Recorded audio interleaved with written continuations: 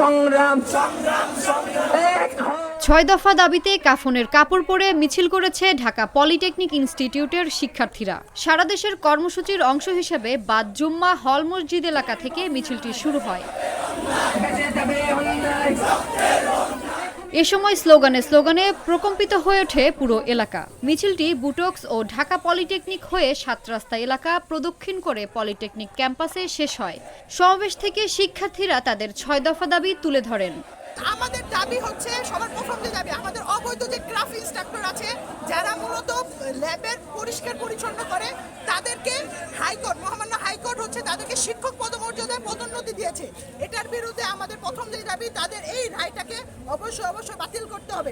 Junior instructor পদে যেটা আমাদের শিক্ষকতার পদ, সেই পদে আর কি আমাদের আসতে চাচ্ছে।